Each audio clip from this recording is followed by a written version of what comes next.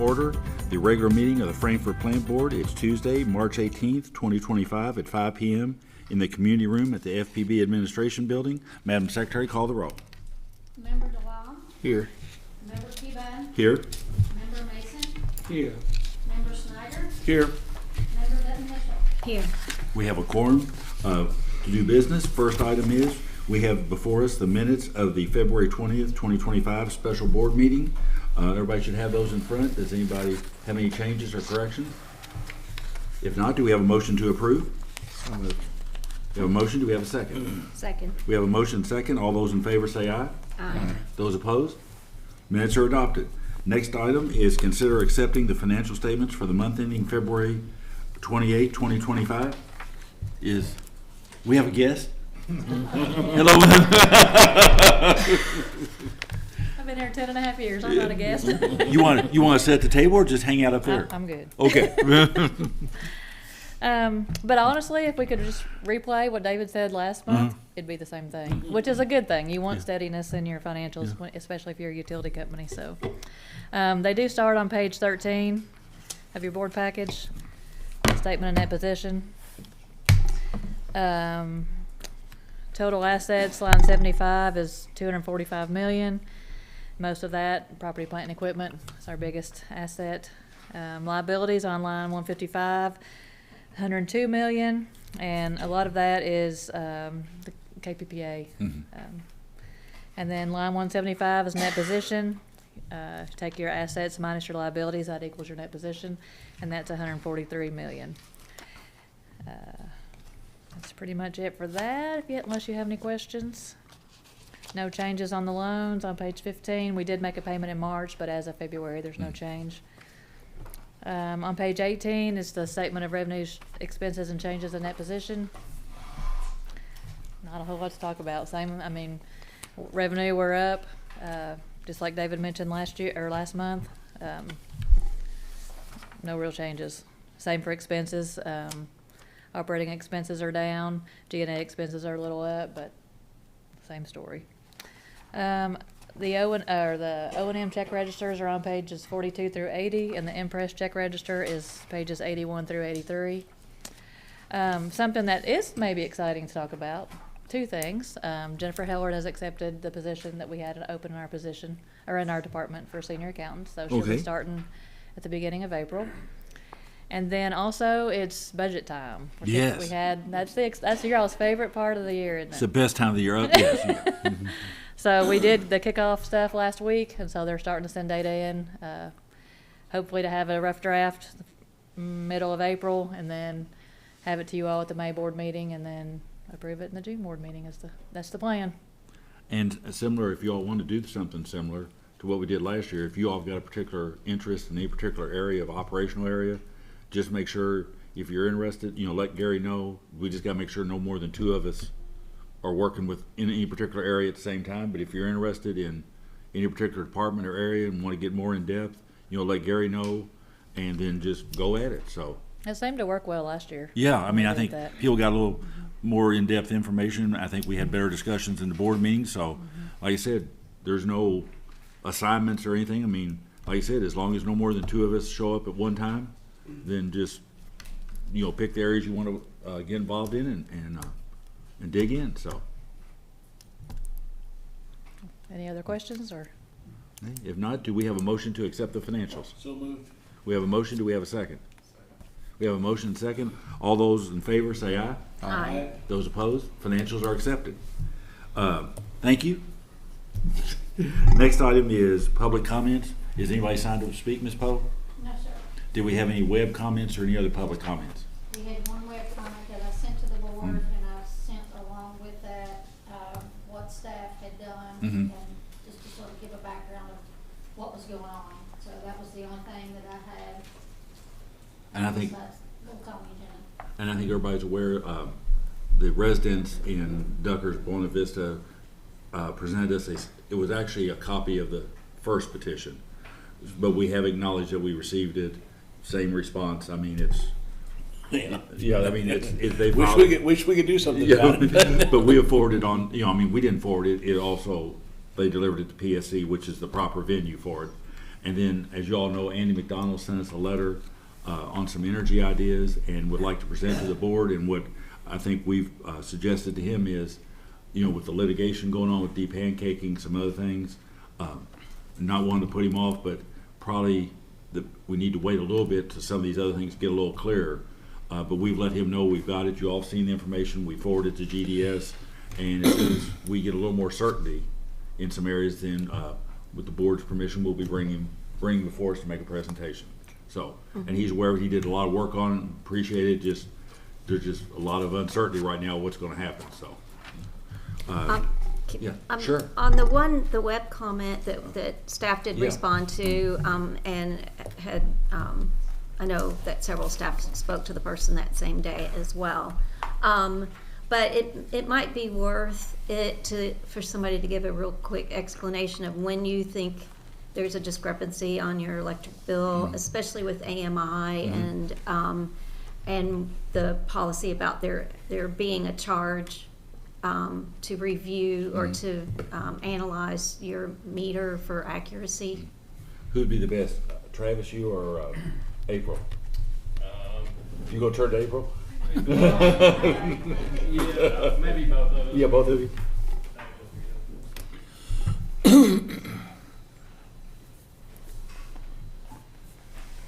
April, he just threw you under the bus just right off, didn't he? You're coming. So we have had a lot of requests over the last couple of months because people's usage has been higher. And so what we typically tell customers, in my experience in 20 years, we've tested meters because customers have requested. Of course, there is a charge if it comes back within, I think it's 2 plus or minus 2. And typically, if a meter goes bad, a meter goes bad to your benefit. So the meter gets older, it's not showing all the usage coming through the meter. And so customers do get upset when we tell them that there is a charge. But we will test it. We're happy to test it. If the meter comes back and it tests within those parameters, there is a charge to do that. And Travis may be able to explain better what goes into that charge. Are they aware of that at the onset, at the beginning? Yes. When they ask for a meter test, we tell them right up front that there could potentially be a charge. That we'll test it once we see if the meter has, if it's within that parameter, that there could be. It's $121 for the electric and it's $104 for the water. And so we have had a couple this month where that people have actually asked to have their water. Most of the electrics have, and of course, like you said, with the AMI meters. These are newer meters, so people are seeing a little bit of an increase in their usage because it is registering all their usage, whereas if they'd had a meter for 10 or 15 years, it might not have been registering as. But we also had that weather as well. Okay, But- yes. But customers are welcome to call in with a concern, and I know as with this customer, staff will look at the history and look to see if there's any obvious discrepancy. Yes. Now, if there is, would we still charge even if it looks like, whoa, this is way off the charts? If we go out in the meter test within those parameters, yes, there's a fee unless someone in the electric or water department wants, if they waive that fee. We don't typically waive that fee in customer service. And so our process is we'll go through line by line with the customer, because with the AMI meters, we can see their hourly usage. And so we'll actually get down to the hour with them a lot of times and just try to look at like even the temperatures and say, here on these days it was cold, so this is probably your furnace. And we did the same thing with water. We can see that from this time to this time that you were using 100 gallons an hour, those type of things. So we welcome them to call. They also have that information in their portal where they can see the usage as well. But if the meter does test within the parameters, then there is a fee. And of course, to kind of go through all that with them, there's no charge for any of that. So, Oh, no, not at all. not to feel shy about calling, but just so that folks are aware that you all will give them notice if it has to go beyond that and they still want to have it checked. And so that customer that you all had, I had actually spoken to her, and Another thing that we do is we do go back and look at their previous usage and see this time last year what did they use, and then sometimes we'll also just look at the usage there at that location, because we are looking for anomalies. We're looking to see if there's something that's, because a lot of times we can talk to them and say, okay, is your emergency heat on? And they'll go and check, oh, okay, yeah, my emergency heat's been running. So there's a lot of back and forth, and we do our best to try to assist them anyway, because like I said, most of us have been around a long time, so we've seen a lot of things, so we can usually pinpoint sometimes just by looking at And you see the weather, so you can tell somebody, everybody's bill was higher last month because it was average of 10 degrees colder or whatever. Well, and that's the other part, that people get caught up on the average, because they'll look at like, well, the average in January was the same as the average of January the year before. But the problem with looking at that is you're not looking at how many of those days were above average, because like in January we had several days where we got up in the 60s and 70s, so that kind of skewed the average for the month. But we had several more days in that time frame than the previous year where it was, below freezing or in the 10s, 20s. So that's another thing that we have to explain to them as well, is that while that average does give you some information, it doesn't really get down to the daily. And so you might have had more days that it was colder. So kind of the bottom line is, no charge. If you think your bill's wrong, there's no charge to call to get an explanation, to ask you to go through it with them. If you still aren't satisfied and you say, I want somebody to come out, and there is a problem with the meter, then the charge is waived, correct? No, if they come out, if there is a problem with the meter, yes, there will not be a charge. There will not be a charge. We'll get you, and But if then they we'll come change out out your meter. And you've had the explanation, we come out and the meter's fine, then that's when you incur the charge. Correct. And this charge is part of our tariff, It or what was brought before the board and public comment and then approved. So yeah, if you want to explain how we base that charge. Yeah, it's just based on time, essentially rolling a truck to the customer residence, pulling the meter, testing the meter. I mean, that's basically kind of where we're at with the in and out costs is what it's, what it's derived from. And that policy is predated AMI, so even though the meters are new, that's always been the case. Is that a standard among utilities? Yeah, I think it's very standard, yeah, because the other thing is especially with the newer digital meter, rarely do they record just an off usage. It's like most digital devices. If they go bad completely. Blank screen, not communicating, they just go out completely. They're either on or off.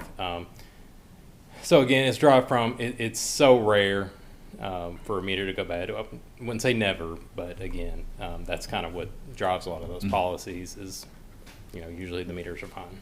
All right, thank you all. Yep. Way to hang in there, Travis. Yeah. Right. Mr. General Manager, you want to run through everybody? Yes. First is public information. Cassie is off today, so Harvey going to do the report. I'll do my best to fill in for Ms. Lindsay. Good evening to all y'all. The department's we've been promoting the new My FPB app, especially highlighting the opportunity to opt into outage notifications through the application. That's been a priority in those efforts. We've also, as you guys will consider the prepay, we've been sort of preparing our communication education plan for that. The clubhouse has been really popular, and so we're working on streamlining some of the reservation process for that. We had a great meeting with Kentucky State. Harvey, maybe next month, Yes, sir. Either you or Kathy, could you prepare a report to us and let us know what, say, the first quarter Sure. looks like on the clubhouse? Yeah, absolutely. That'd be good. We had a great meeting with KSU about some partnership opportunities with them, and especially with Cable 10, and getting some content from KSU onto Cable 10. And then finally, April 19th, Earth Day, we'll be participating in an event at the Orlando Brown House to highlight FPB's efforts to incorporate renewable energies and conservation efforts. So I'll be happy to attempt to answer any questions you might have, but otherwise I'll be sure to work on the clubhouse stuff for next month. Any questions for? All right, thank you all. Thank you, sir. Next is a knock report. And before we get to NOC, we don't have any, I guess, related party transactions. Just remind everybody and all the other employees, what April 15th hands is when everybody's disclosure statements are due.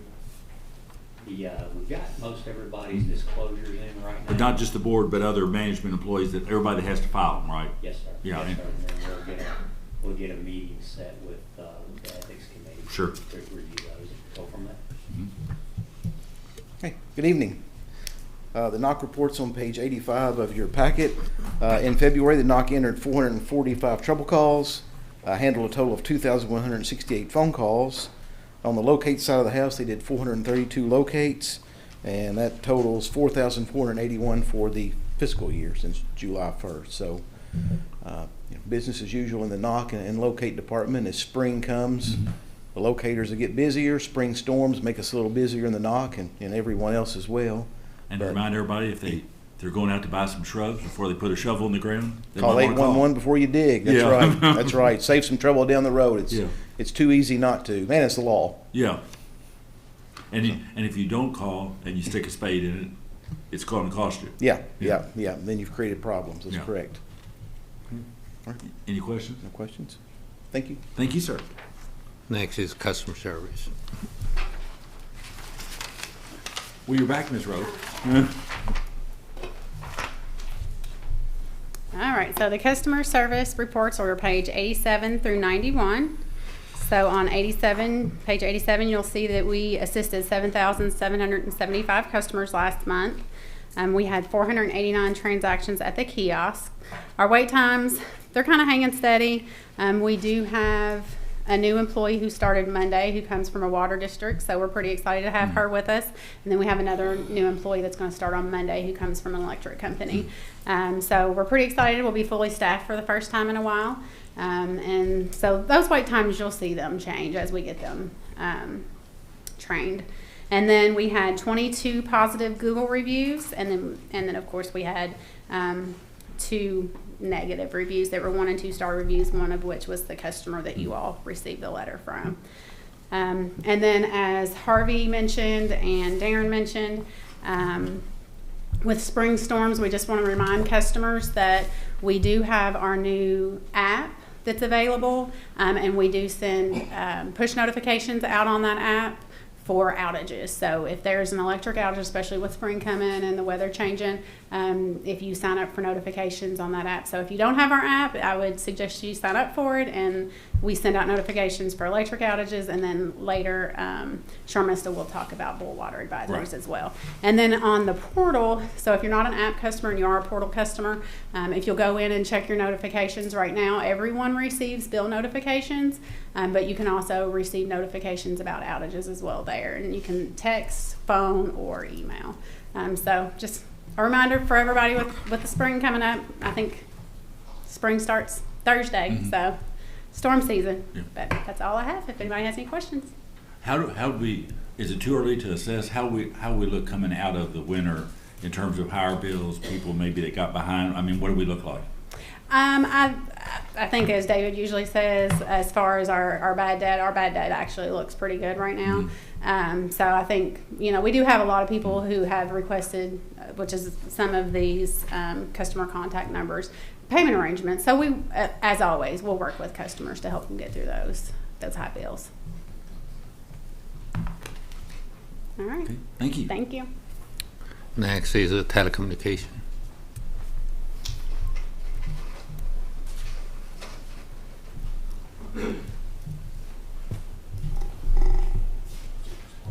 Good afternoon. The telecom report starts on page 93 of your board package with customer numbers. The next 2 pages are the outages for the month. We had 6 outages. 3 of them were blown fuses because of weather. We did have 1 broken piece of cable, and we actually had a broken fiber out in the Schweitzer area. Trouble call is actually low for this time typically. And still the leading cause of most of our trouble call is customer education. So still going in, a lot of Wi-Fi questions, setting up Wi-Fi networks, adding new devices, smart home, things of that nature. Excuse me. Next band, construction crews are working in a couple areas. Grafenberg, it's actually part of the Grand area. We're going to turn on 4 new areas probably in the next couple of weeks. Louisville Road, Grafenberg, Big Eddy, and Glens Creek areas will be activated. That project, as far as overbuild's pulling to an end. Then we'll start really focusing on the grants. Right now, I think, I told Gary this morning, I think we have 212 easements still to get. We have 24 hard no's.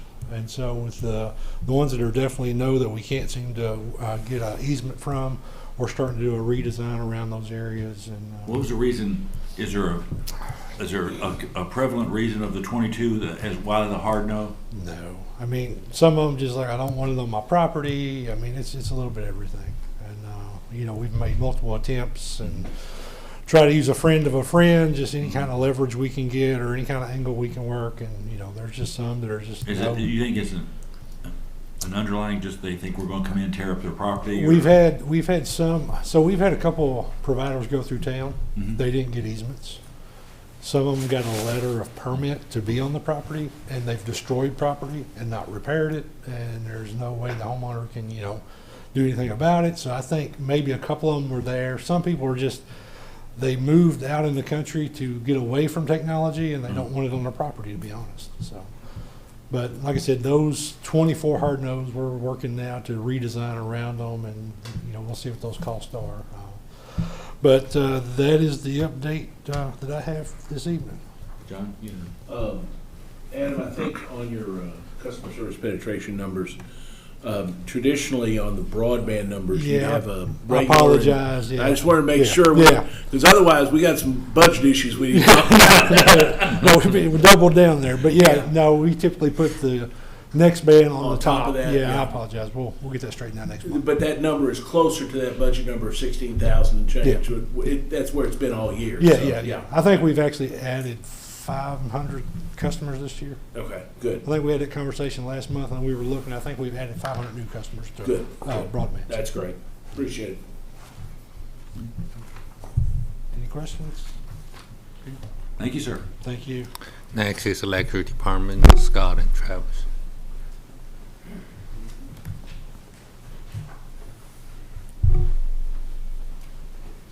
Good evening. Electric report starts on page 97. You'll see that our SAIDI number for the month is running 35.283. On page 98, you're going to have our top 10 outages for the month, and you will see that we had a total of 85 customers affected last month, and that was averages about 5 per outage if you look at the numbers that way. Page 99 is of course, your pie chart, which shows the percentages of each type of outage.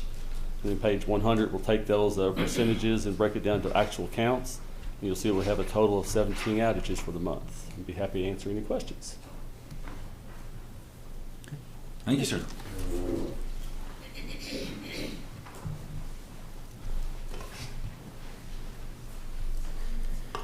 And for the AMI report, electric installs are at 21,341. That's 97% of the way there.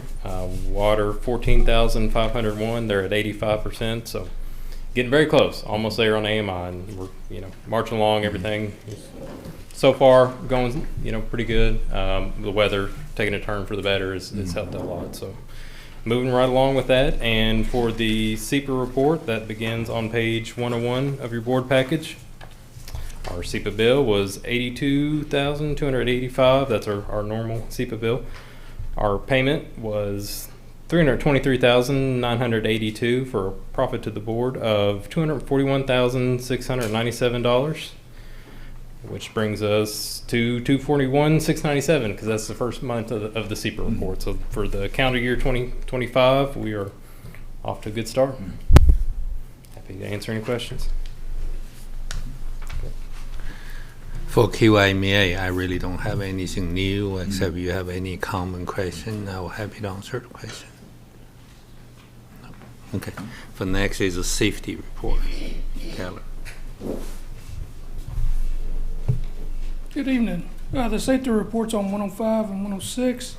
We didn't have any OSHA recordables or vehicle accidents for the month of February. We just finished up our CPR training for March. And see you all got your fire extinguishers. Thanks to the Frankfort Fire Department, they do a nice little program for Franklin Countyans. If you're a resident of Franklin County, you can get a free fire extinguisher. Just talk to the fire marshal. And did you take care of Mr. Mason's request? I'm working on it. Yeah. So At the, I think I sent you a thing at the CPR training to which Ms. Doug Mitchell was I don't think impressed that Steve and I were in. But basically, there was a couple things came up, like the gauze that are treated with that to help blood clotting and injuries and a few of those things. That, Yeah, hemostatic yeah, dressing. that there was discussion that we could add a few of those things. And Yeah, we're looking at just going ahead and just purchasing just a packet of 4 and getting it per first aid kit. And then we're going to update all of our first aid kits that are, or not first aid kits, but first aid cabinets that are in each facility. We will get a brand new first aid cabinet. It'll look better. And there it'll was be discussion stocked. about what to get an AED for maybe the clubhouse and Yeah. a few other things. Yeah, so I got some numbers on a few more AEDs to be purchased. I'm still waiting to hear back from a couple other vendors on prices on that. And then also with like pediatric pads, getting some of them for a few locations that customers may be in, so.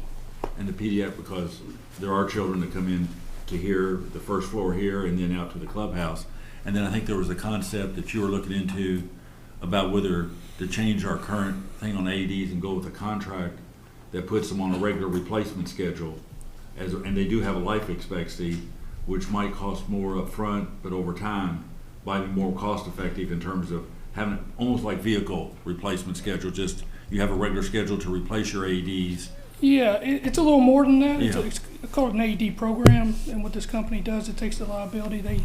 They come in each month, they analyze, they hook it up to their devices, make sure there's no recalls any other devices, make sure the pads are still up to date, batteries are good.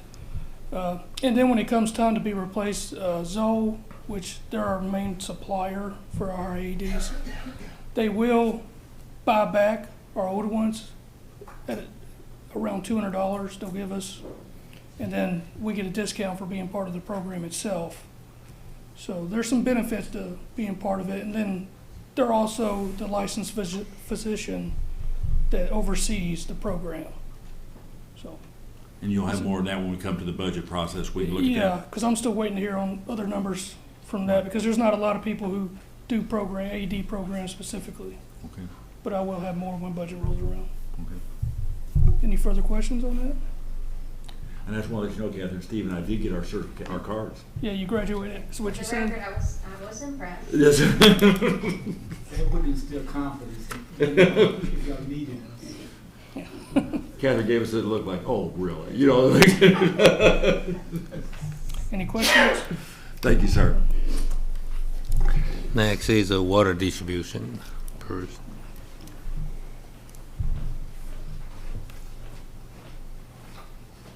Good evening, everybody. So, starting on page 107 in the board packet, you will see in February we installed 2 new water services. Then page 108 and 109 reflect we had 3 water main breaks, and all 3 leaks involved a water outage. To make the necessary proper repairs, we had to shut the water off and make repairs that way. Some of the stuff going on currently in the water department. Big project out 421, Midway project, heard a lot about that. We've currently got approximately about 7,000 foot installed. It's going well. We got 2 crews working out there every day on each end, kind of working the center point. You can probably see some stuff on social media starting April 1st.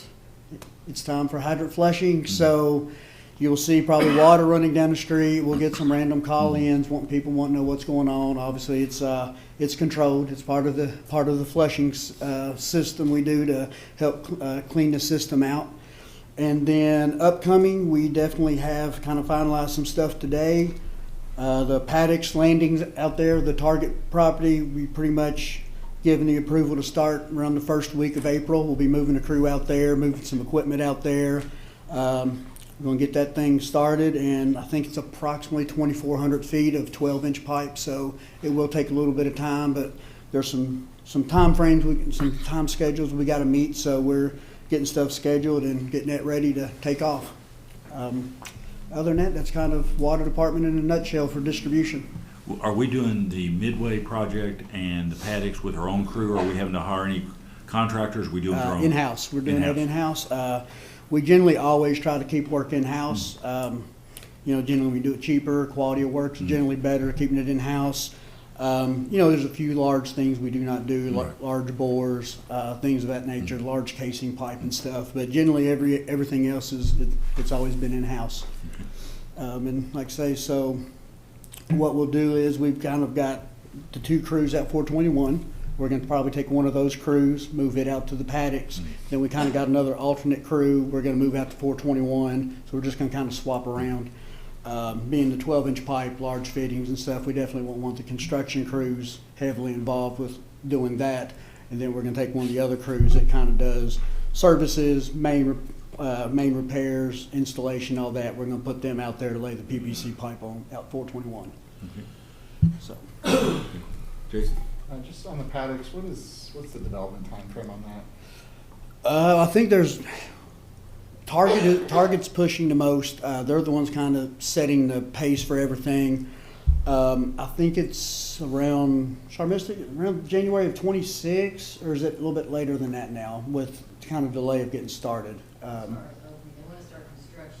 Yes. In May, they want to start. Yeah, they're wanting so much construction to be done around the building itself. Once they get the foundation in, concrete floor, so they're trying to get the sewer, the water, all the large digging and potential hole ramming and all that away from the building. For once that's installed, there's less chance of doing some type of damage, structural damage, cracking concrete and all that. So we've got some, like I say, some dates to meet, but what we've got right now, everything looks to be like it won't be any problem to get in and get out and meet the deadline they've given us. They're shooting for, you said early 2026. That's what I was thinking for Target to. It's the first large building they're supposed to get it up and going. Then of course there's a bunch of restaurants. The landings is kind of a front little area with more restaurants, and then you'll have other restaurants going in there. There's a BJ's wholesale store going next to Costco. So but Target's, it's the one kind of. It's running the show right now from what we've been told on setting the dates and all that stuff. Did you say Costco? BJ's wholesale. Oh, it's okay. kind of like a Costco, but just a smaller store. Awesome. Yeah. I was just curious. Yeah. I'm not very familiar with the BJ's wholesale myself, so Okay. I've looked it up online. It's kind of like Costco. Yeah. Thank you, sir. Thank you.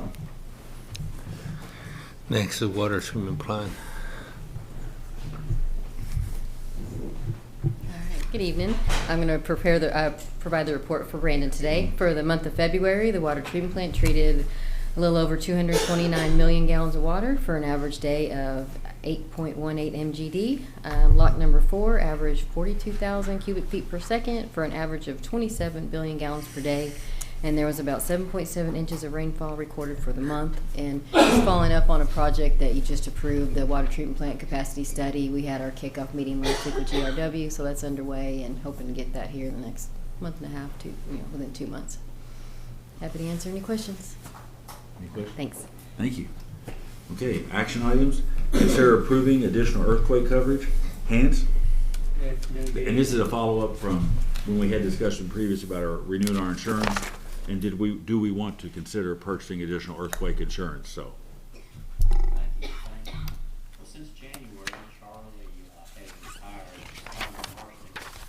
This is tonight answering questions. He's been working with us for 10 years now, so he knows our business and can answer whatever questions the board might have. We additional quote was $150,000 for $100 million coverage. We also included in the board materials some papers that discuss kind of, I guess, the risk level for this area for earthquake. I think last time we talked, the total assets of the plant board, continue to correct me if I'm wrong, maybe around $200 million, which is probably what I wanted to consider the additional. Now, I don't know of any legal requirement that would force the board to get the additional amount. I think it's rather just a comfort level for the board. So that I'll turn it over to you all for discussion. Several questions. Hans, first is obviously there's the obvious thing. If we had a major earthquake event, there's the reservoir, there's the towers, but then there's all the water lines in the ground, transmission poles, buildings. If there was say there was that type of major disaster, and obviously the federal government comes in and can do things with FEMA and whatever. If you have insurance coverage, does that eliminate the possibility of us being eligible for FEMA reimbursement? Or would they pay as a second? Would our insurance pay only after FEMA paid? Or if you have insurance, do they go for your insurance first? How does that work? That's a good question. I'm not sure how the FEMA side of it fits into it. I think there was a claim several years ago. I think our insurance does factor into it. They want you to get coverage, but I'm not sure what you would cover it for FEMA, unlike Or how fast you could recover it? or how fast you could get it, or what the claims process. I know is pretty rigorous for the FEMA claims. So, as a general rule, they're generally the payer of last resort. Yeah. So, I mean, like Medicaid and all these other Yeah. programs, you have other insurance that those are gonna take precedence. So I would be shocked if they didn't fall in line behind the insurance. And we'd obviously have the obvious, let's say, unthinkable, you only want to, but say we had major damage to a reservoir or a tank, or, I mean, we would need to spend the money to get things back online. We wouldn't have the luxury of saying, we'll apply to FEMA, we'll see how that works out, we'll go through the claims process. We'll have to make repairs. I mean, I would suspect it'd be just like a tornado or windstorm. You wanted to get services back in. Operations obviously could speak to it more than I could. I would, have to get fixed and then get it paid for with your reserves or your insurance. what was his thinking? Do most utilities go for the extra insurance? I mean, what's in the utility industry? What's the? Yes. Does he want to come up? Yeah. Mr. Marshall.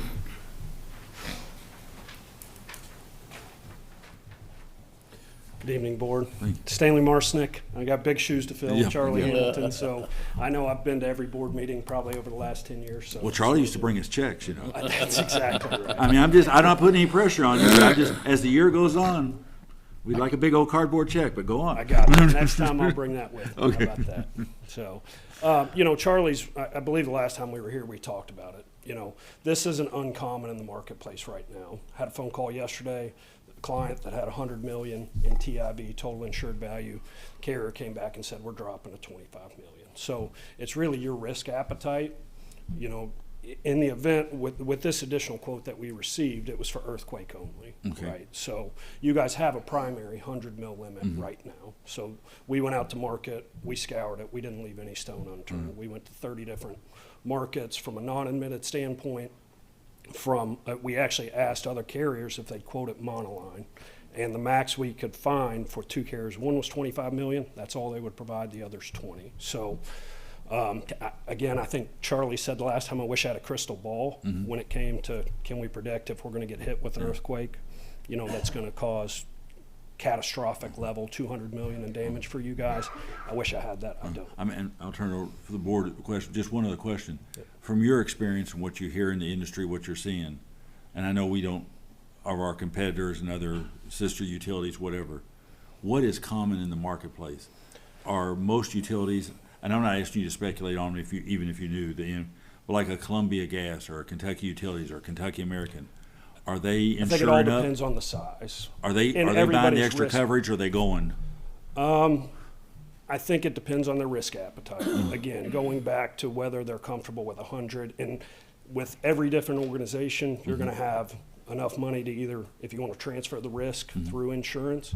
So, the $150,000 additional, would a Columbia Gas probably do it? I would say so, because they probably got the money to do it. Smaller water utilities, I would say they're probably not, if they don't have the funding to pay for the extra insurance, they probably.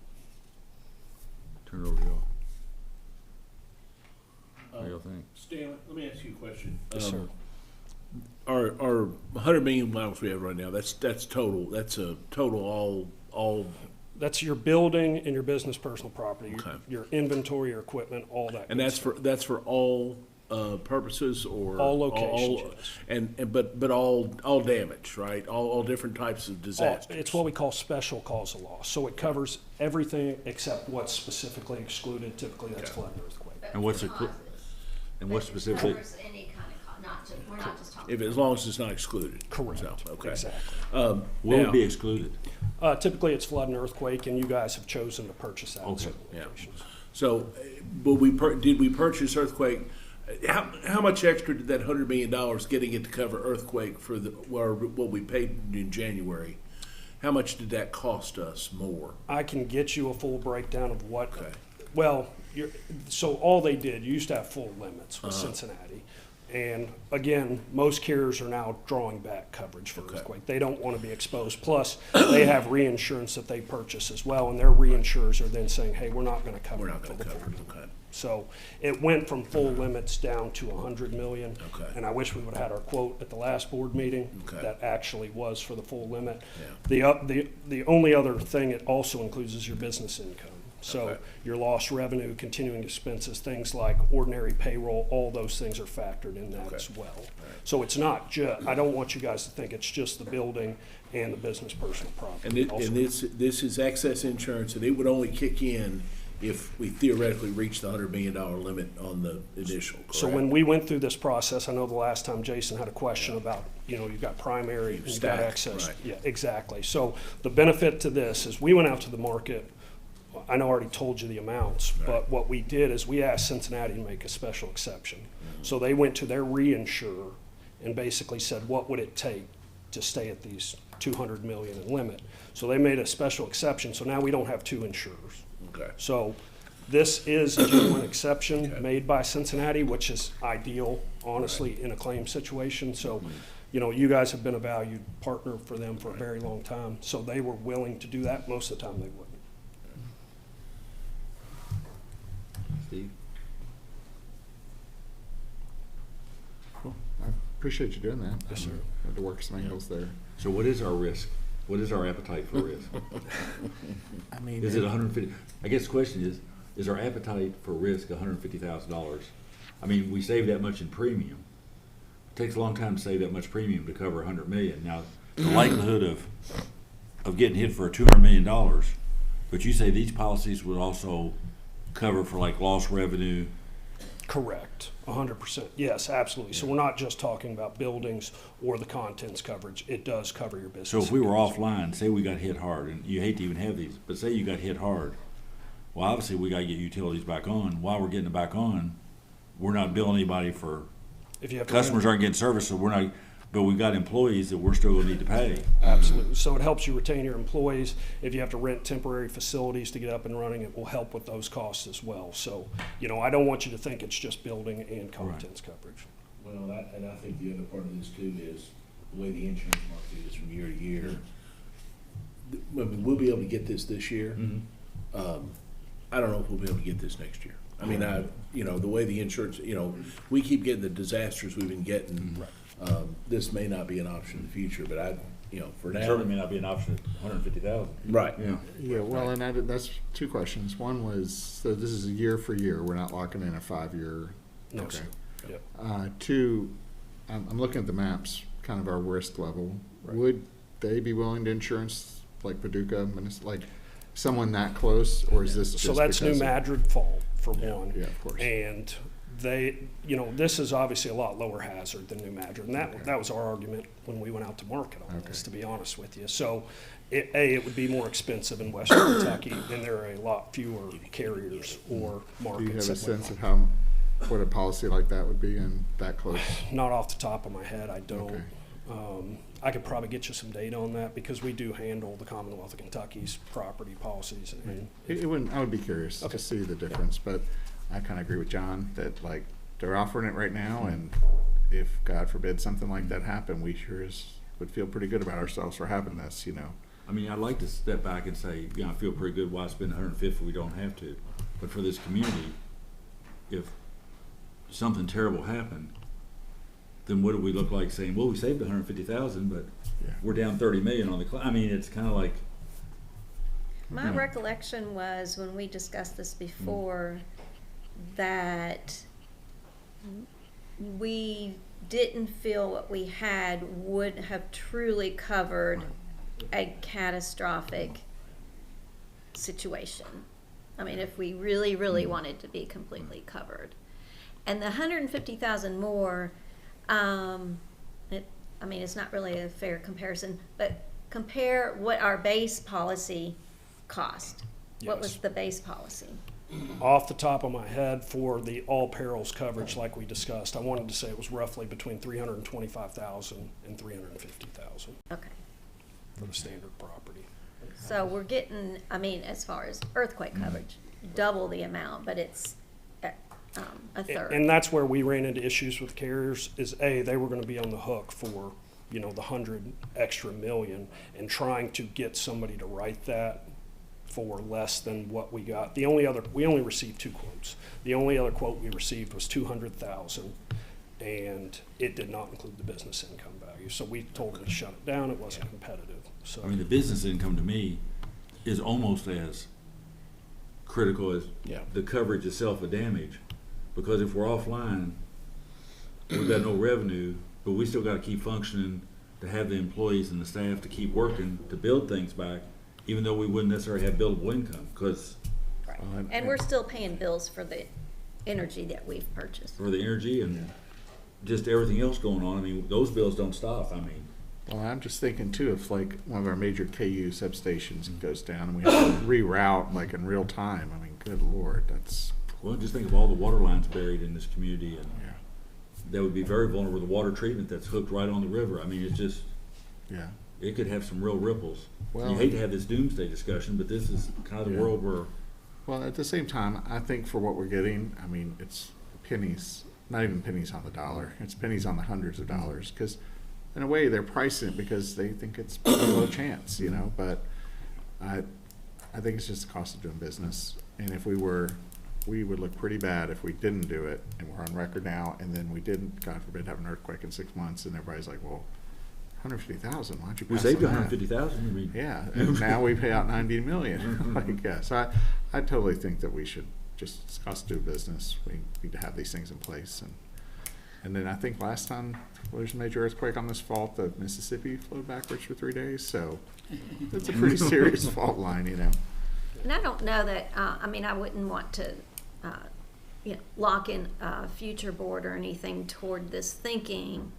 And this might not even hold any water, but if we take it now, maybe the odds of them offering it to us in the future will be more likely. Makes it much easier on our end. it gives us a chance to renew as opposed to just turn us down as an initial application. And then going through the whole process again next year. that might be just as valuable right there. Steve? John? Well, if we have to do this, then it certainly is a good thing we've got all that money we supposedly have laying around we're not doing anything with, Where's Katrina? How much we got on surplus property? We got some surplus property to sell? I just made an unwarranted editorial comment, Mr. Chairman. Sorry about that. So do we have a motion? Ms. Hans? Darren shared with me some information on the FEMA. It says FEMA, you file your insurance claims first, and FEMA gives you your deductible back. Then you can request from FEMA reimbursement for damage that's not covered by your insurance. So you've got a pretty lengthy process there, it sounds like, to your point about having the money to keep continuing To rebuild and start, operations while you're going. So, But we can at least get our deductible paid through FEMA. Yes. We're not out of that possibility. Right. Yes.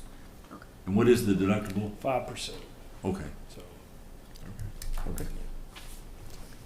Do we have a motion? So moved. We have a motion. Do we have a second? Second. We have a motion second. All those in favor say aye. Aye. All those opposed?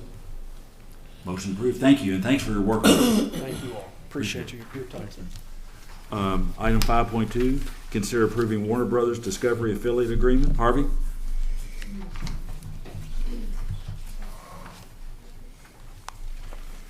Thank you, Mr. Chairman. Cable Advisory Committee and staff recommend the board approve this NCTC agreement with Warner Brothers Discovery. It's a 3-year agreement.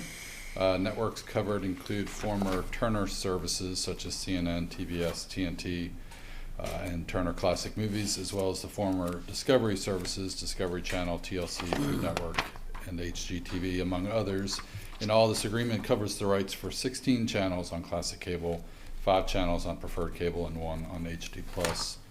Rates for most of these networks remain flat through the calendar year, and the annual increases beginning in 26 average 3% across the whole group, and those increases are below our budgeted amounts.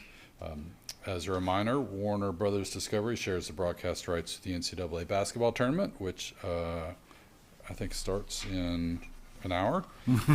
Those games are consistently among the highest rated programs every year. This agreement does contain protection against lost sports content. No additional carriage or migration requirements, and I'm happy to answer any questions about this item. Harvey, would you refresh my memory? You remember, I know we went with the non-sports tier. Yes. Thing. Are any of these channels that don't carry the ball games included with those? Yes. Like CNN, they get like CNN and those kinds? Yes, so there's not all of these Right. channels, but a handful Sure. of these channels are included in that retention tier. And that's accounted for in these agreements? Yes. Okay. Yep, and we'll start that annual process here pretty soon, and we can go over all that at that time too. Okay, thank you. Yep. Any other questions for Harvey? If not, do we have a motion? So moved. We have a motion, do we have a second? We have a motion and second, all those in favor say aye. Aye. Those opposed? Contract Thank approved. you. Thank you, sir. Next item is consider approval of the Cannon & Cannon, Inc.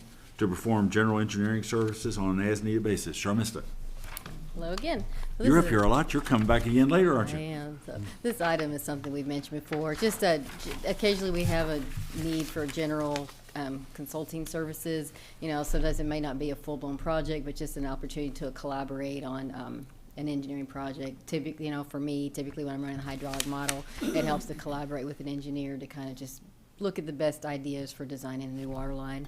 So I sent a request to a few of our pre-qualified firms for a list of their hourly rates, and they were comparable. I selected Cannon & Cannon. They have a full working version of it's called KY Pipe.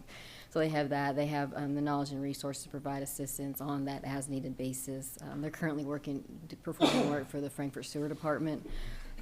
So they prepared an agreement for these on-call services, which is included in the board package. And it'll be basically, I'm going to kind of do this 5-year term for the master services agreement, so it'll just kind of fall in line with that 5-year agreement, and this will end at that same term.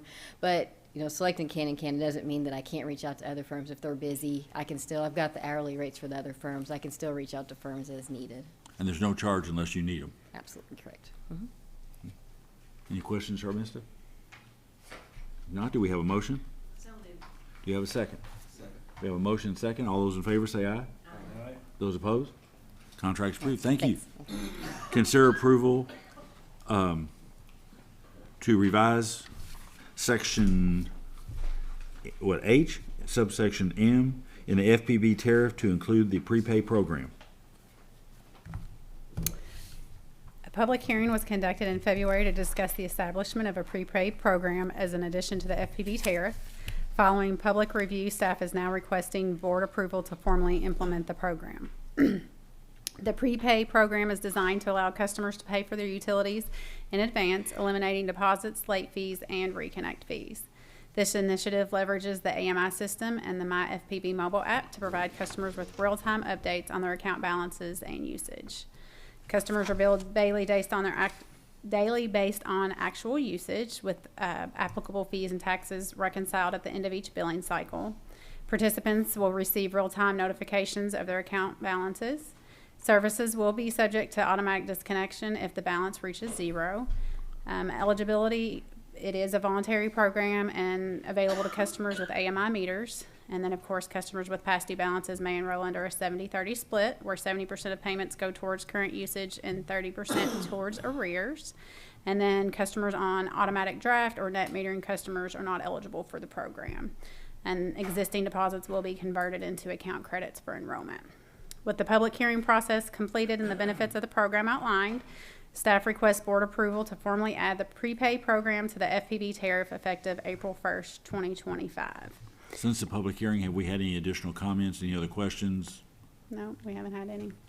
And so I will note that April 1st, we just want to make it part of the tariff at that point. However, we do still have some testing that we'll have to do some live testing. And we'll need to go through a couple of cycles, billing cycles, before we can actually offer it to everyone. So it's not like April 1st, everybody can call in and sign up. We will be doing some testing to make sure that we have everything ironed out. So how will people know that it's actually, if they're interested and they want to sign up, what is the process then? If the board approves it, what, like you said, some testing, if I'm interested, what do I do at this point? So what we'll do, we're already working with marketing to start the advertising. So we'll be ready to advertise day one once we're ready to start. And so we'll put it on our Facebook page. We'll have it out. They'll talk about it on around 10. And then we'll have it set up so that they can, it's kind of like the budget program where they can go on our portal and sign up, or they can sign up in the office. So if I'm interested, I'll need to call you in the morning.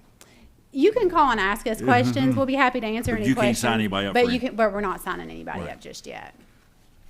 Steve? I don't know if we still send out bills to people. We do.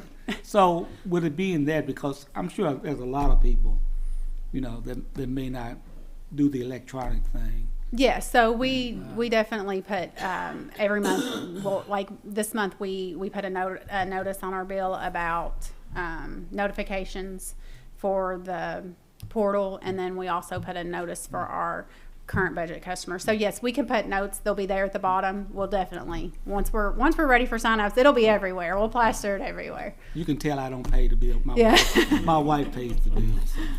We'll definitely get the word out. We're pretty excited about this program, but we do need some time just to make sure that it's working the way that we want it to. Any other questions for April? Okay. Based on that, do we have a motion to formally adopt the program? So moved. We have a motion. Do we have a second? We have a motion. We have a second. All those in favor say aye. Aye. Those opposed? Program is approved. Good luck. Thank you. And when next month when you come, you can say, it's great. It's great. Okay. Next item, consider approval of equipment rental agreement with Farmdale. Hans? Yes, sir. Thank you. Farmdale wanted to use our back trailer to clean out heater balls with. And this is just kind of an agreement that says you've got to keep insurance, and gotta tell us about any repairs and so forth and so on. It's typical standard kind of rental agreement. As I understand it, the work we're doing with Farmdale to help them put new meters in, the meters, we have to have access to so much clearance in that meter to get down there and work, correct? Yes, sir. Sharmista can probably elaborate far more than I can, but you've got to get the dirt and the water out of the vault before you can get the meter in, and that's what this piece of equipment is used for. Anybody have any questions or want to hear more about it, or? I just, my understanding was that it'll be very helpful by the time we get there that they have done this work, so it's kind of beneficial to give them, Yes, ma'am. rent them equipment to do that. And we've got the equipment, so it works out, and there's no reason for them to go out and buy stuff, and we've got it, and we'll get reimbursed for it, so I mean, it's. I'm not sure I think it's, I don't know that we're actually going to charge there's no motor on it. Okay. I don't know how much reimbursement Okay. would really be. It's not really it's more of just a pull-along trailer with a vacuum on it. Okay. So not much like an engine or a motor. There's some questions about the reimbursement, so it's not like you have to have a fund for overhaul or anything like Right. that. So. And we'll take it out to them, or will they come and get it, or we'll take it out and they'll use it? I think they have it. I think they picked it up Friday, maybe. Okay. So they're out cleaning the stuff out currently, I think. Any questions? No? Do we have a motion? So moved. We have a motion, do we have a second? Second. We have a motion second, all those in favor say aye. Aye. Those opposed? Agreement's approved. Next item, consider award, and this is a good one, consider award of bid number 1819 for tree trimming services contract to Wright Tree Trimming. We had a lot of interest in this. Yes, we did, and the reason why you see this in front of you tonight, you can thank Katrina. This is our prelude to budget year for us. This is by far, this is one of the biggest expense the electric department has. So, of course, knowing that this year was going to be the new year for a new contract, we got it all sent out early enough to where we have it now, since we are starting budget, which turned out good. We did have, we sent out, we advertised in the state journal papers, and we actually sent 6 individual invitations out, and all 6 did reply. We had a good turnout. That's the first time I think we've had that many at one time. Usually you only have like 2 or 3 companies bid on tree trimming, so that was nice to have that many bids. Again, Wright Tree Trimming Service was the low bid. They are currently ones we use now. We've had really good luck with them and really good working relationship. So in result, we are going to ask for your award of bid 1819 to Wright Tree Service. The overall, just for your information, like on the bid, there's like 19 line items that go out. And if you go back and break all the deal averages, Wright Tree Service is about 13.5% on each one of the lines, where, you know, it's a little bit of an increase from 2020, but, you know, if you look at the cost of living and how things have gone, 13% is not a lot, so. And there were some huge variations on some of the bids. Yeah, so there's a lot of variations, and it's kind of hard to really try to figure out what they were trying to put in there, but we got it all figured out, and we're happy to present this to y'all. In your own analysis of this, did you weight how often various services would be done, or what, if they're low on something that's rare that you don't use very much, or, you know, the most common things you do? Did you all weight your in your analysis? That's what typically like what you're talking about. We know what we use the most of all that, and that's what we drive everything. That's what we focus on. There's certain line items in the bid process that. Like a 70-foot elevator truck or a bucket truck, you know, like a geo mower. We rarely ever use those here. But if we ever come to need it, we have to have one. Right. So those, you know, our goal is just pretty much the manual labor hours, straight time labor, the bucket trucks that they use, the split dump truck, and the chipper, and that's really what drives. That's what we're looking for. That's what we use the most of. Okay, good. This may be a little bit of an unfair question, but what the heck? If this contract renewal, compared to where we currently are, on an annual basis will cost us roughly how much more a year than where we are right now for the current year? We're going to sit down and really start putting together the numbers. You know, if you're looking at 13% for each line item, and we're using 4, 5, 6, 7. We're using about 10 of those line items constantly. So, you know, it's going to be an increase. There's definitely an increase, but it's going to be, I think, relatively, it's it's fair because, like I said, it's only like 13% since 2020. That's going up. So then, if we go with the recommendation of Wright, yes, compared to the next most competitive bidder, yes, what would have been the dollar difference net all in? Running the numbers, I come up with a little cheat sheet. I should have brought it with me. It was about $300,000 or $400,000 difference. Total, really? But that's not really bad, because once you go past that, then it got really spread out apart. No, I mean, if we went with number 2. We went with number 2. It was right about $300,000 more per year than what this contract will cost us.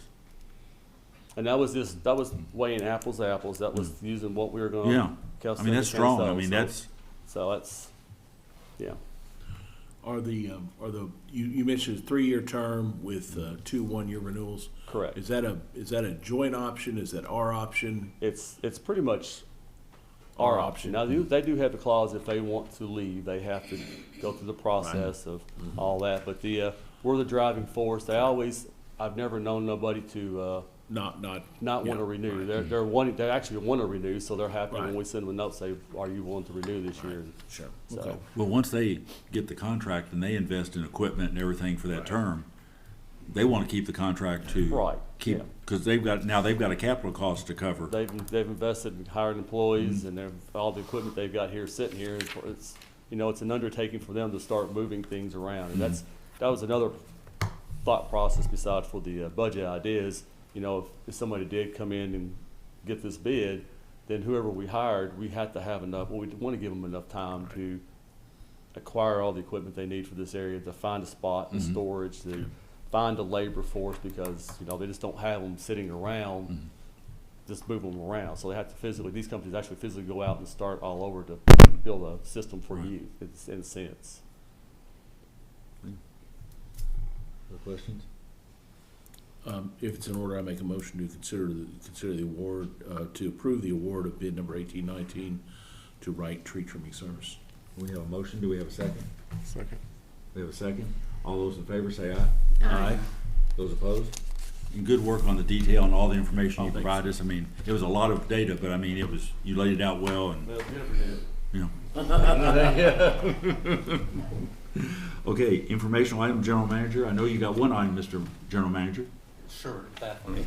I request a meeting to the president of Kentucky State University, and we had a meeting yesterday, and a couple of staff went with me from Casey Lindsay, Adam, and Miss Brown. Michelle went with me too. So we actually, it's very positive, very good meeting. We really appreciate his time to study, work together with us, looking for potential partnership, you know, between us and Kentucky State University. What we can offer, for example, the internship or the hand-on for students come to our facility, or the potentially more useful our around the 10 program for report to the public all the positive progress they made it. For example, we can share potentially, we need to have work out a detailed agreement. Definitely you need to prove that if we have agreement from. But for example, let their graduate student faculty share our data to do the research. Potentially they can benefit, we can benefit the result of research. And we also, Adam went with me, you know, we can offer some competitive rate for the fiber internet service. Currently they served by someone else. But overall, you know, we just want to say Kentucky State University is our university. You know, is there anything we can do for the both organizations can mutually benefit? We will open the door, try to say anything we can work together, have a, hopefully it's a long-term relationship. We need a strong university, and overall it's going to be great for this town. It is ours, so that's kind of I follow the guideline from the board, actually asked me to do that too. So but I'm very happy to say that. This is not our first meeting, actually it's a third meeting we had. But we are really looking for is action item. What we can truly do in the near future. So the president of Kentucky State, he really want to schedule next meeting to bring many his staff in, to then we can have you know, beyond me and him, my staff can meet them directly to achieve some of the result.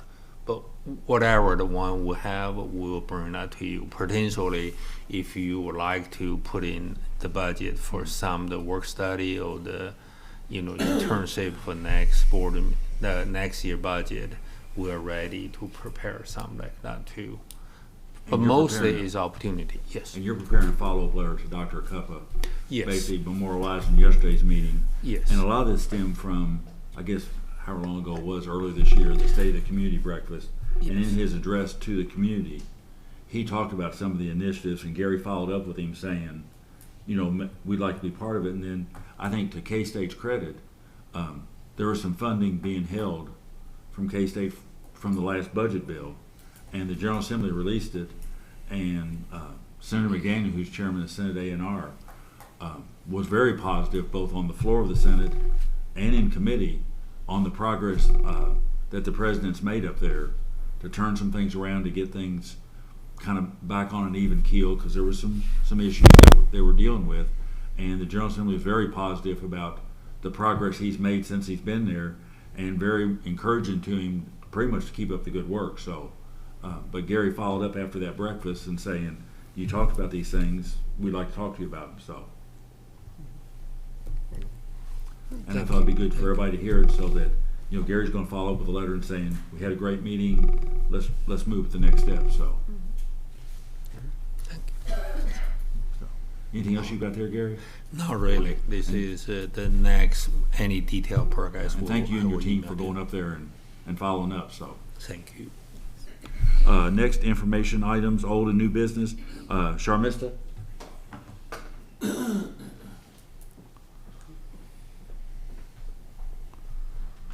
this is a follow-up to last month's discussion about notifying customers of the boil water advisories.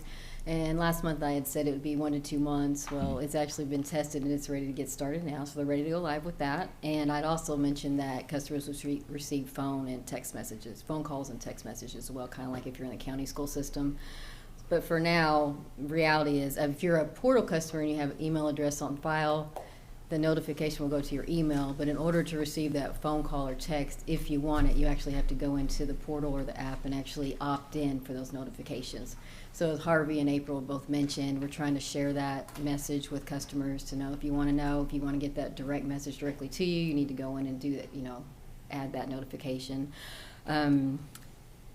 In addition, I've met with April as well, and they said that when customers call in or visit in person, that they can actually ask the customers I think they're going to be able to go in and see if they're opted in. If they're not, they can ask if they want to be opted in for that additional messaging. So we're excited about it. So if I'm a current customer, what do I do?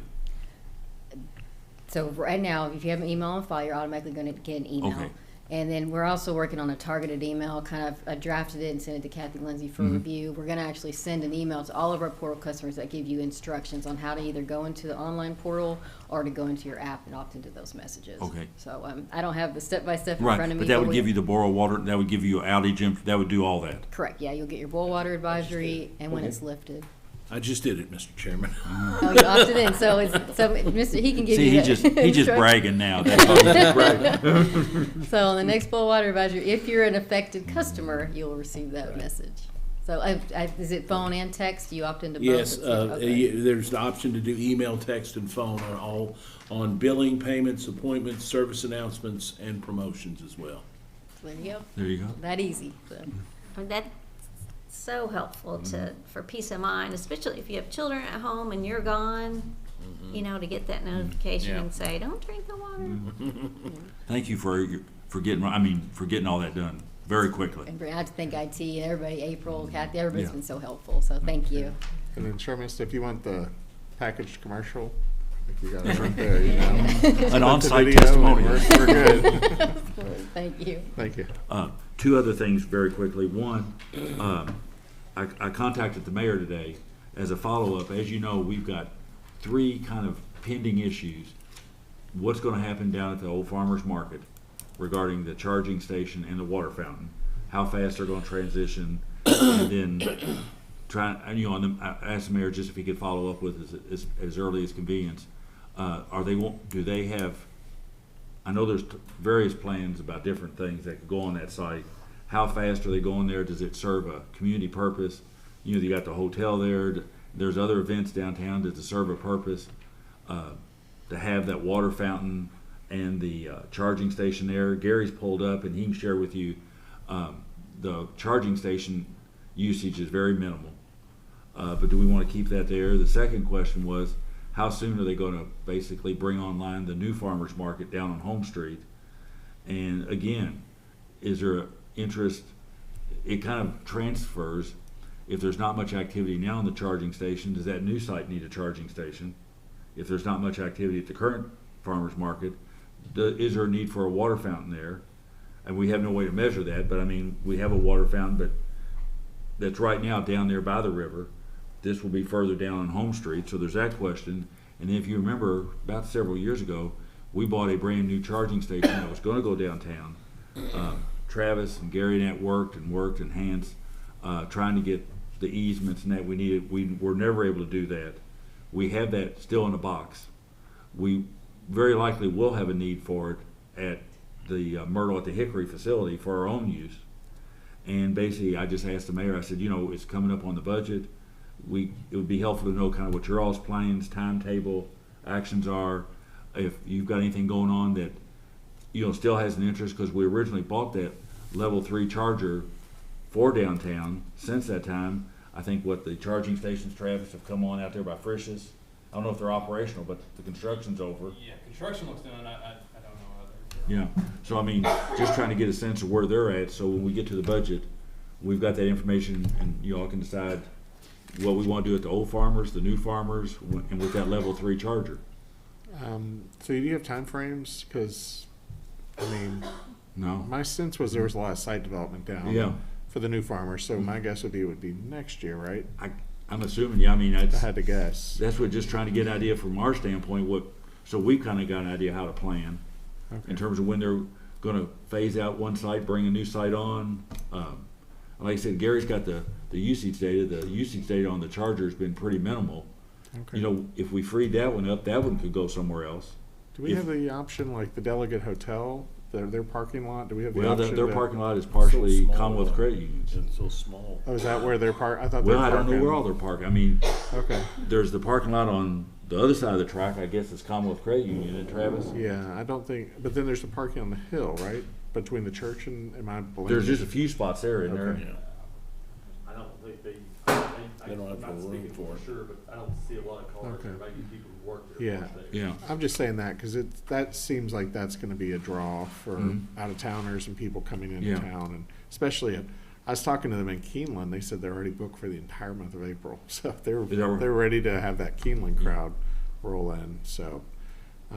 Okay, well, I think it's a great idea. Yeah, I mean, just I so think we we have get a some handle, time. 'cause, Yeah, I think we have some time. But we're waiting for the mayor to see what he Mhm. Yeah, with wants. the city's Okay. kind of master, I don't want to call it master plan, but kind of where he sees all this going, and Of course. so we can kind of decide where we got to deploy things. And I guess I was asking if we had the flexibility to put it in a private parking lot in relationship to sort of some type, if we have to stay on public. Well, it would have been in a private parking lot where we wanted to put it. We yeah, couldn't they get an wouldn't let us go easement, there. So yeah, Okay, Yeah. that's all I was asking Yeah. more. Is Yeah. I just gave the delegates an option, as a suggestion or example, but, okay. and I know several of the hotels in town. I don't know, does the new transit center have a charger in it? I know they're looking at it because I've talked to them several times Is there- about how we developed our rates, so that's on their mind for sure. So, and I know a couple of hotels on the east side have charging stations. So we just, the marketing, tourism, development side, I just assumed was something we'd maybe get the mayor to give us some insight on where they're headed. And then we can come back and bring it back here and everybody can decide what you want to do. Awesome. There's some obsolescence setting in on the charging station. Well, that's what kind of prompted this. I mean, I think, we got it in a nice box, but we need Well, to do something with it. if it is it eligible to be exchanged for, if we used it ourselves? Right. I mean, we bought it Eligible to be ourselves. exchanged for, the newer version? Well, what we've got is a level 3 though, right? Yeah, the one we got is a level 3, so it's still. Well, it's still 3 years, fine. It's still Yeah. 2-3 years old. Yeah, I mean, they're the newer and the latest and greatest. They're probably better, but I would say it's still pretty. It's still pretty up to date. But The one we bought is called a 50 kilowatt per hour. And the one they put a $2 million on the state grant, that's a 350 per unit. But not all electric vehicle can charge by that rate. Yeah. There's a limitation by the vehicle too. But 50 is quite a bit. And they need a three-phase service because if you think most of the battery is only 70 kilowatt. So per hourly 50 is, it's a lot higher than the level 2. I'm just saying. Great. I think it's a great topic, Yeah. and I think we have some time. It Yeah, makes sense. and but Yeah. if we're gonna have to put some money in to relocate, to move some stuff, the reason I went on and reached out to the mayor is so we'd have this information when we get into the budget process. And if we have to budget some to install, to do some things, we've got that information in front of us. Yeah, well, great. The last item is, as you're all aware, the latest round of state funding for broadband connectivity was this past, Adam, Saturday? Saturday. And we did submit the grant application for that limited area, that one neighborhood. We don't have to do a budget mod or anything. It's contained within our budget because we include in the budget amount for a certain amount of small new homes every year. So we've submitted, it's a very small area. We have no idea who applied for what or if anybody applied for the whole county, but our limited application was just for that one neighborhood that we're already literally all around there. And I think, what was it, Adam? Yeah, so, but we did submit that, and I guess, do we need a motion hands to do it, or what do we need to do? I would just make a motion to ratify the recent B application submission. And of course, you can add whatever other information you'd like. And by doing that, if we get selected, we still would have to vote to actually accept it and do it. So all we're doing now is confirming that we submitted the application for consideration. Okay, So so moved. do we have a motion? Do we have a second? Second. We have a motion, second. All those in favor say aye. Aye. Those opposed? So we've done that, and like I said, I don't know how fast the time frame is when we'll hear, but we won't have to budget any additional funds, so. Okay, and then, is this new business? I just had a Sure. update on something. Yeah. I was talking to two people I know who just attended a DC grant writers conference, about 1,900 people there, and I got the sense it's considered like the #1 where you're getting all the advice directly from the federal government. Basically, what the takeaway from that meeting was just business as usual. Just crank forward on these grants you've been awarded. Just do your thing. Don't just let the bigger stuff play out. But yeah. for the now, just if you have a grant, if you've been awarded, just move forward as if normal. So I think everything we've been doing is kind of going with what the national trend is. So yeah, that was a bit of a relief to hear that. Yeah. Good, yeah. So, anything else we need to cover under new business? Old business? Next is Mr. Snyder. Mr. Chairman, I request permission to call a closed session pursuant to KRS 618101C to discuss pending or proposed litigation regarding a contract matter, insurance matter, administrative agency matter, a declaratory judgment regarding property, and an MDL matter.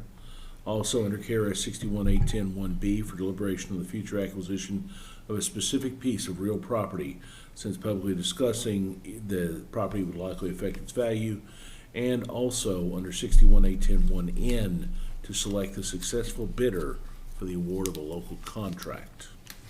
Do we have a motion? Do we have a second? Second. We have a motion and second. All those in favor of going into closed session for the stated purpose, say aye. Aye. Those opposed? Hands, come back in 5 minutes. You want to just stay here and? I think we can stay.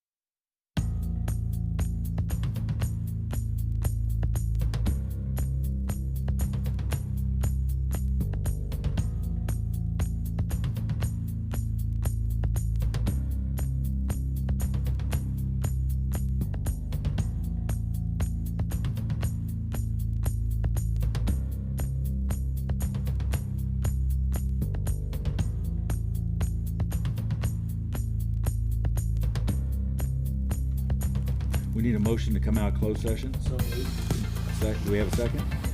We have a second. All those in favor of coming out of closed session, say aye. Aye. Those opposed?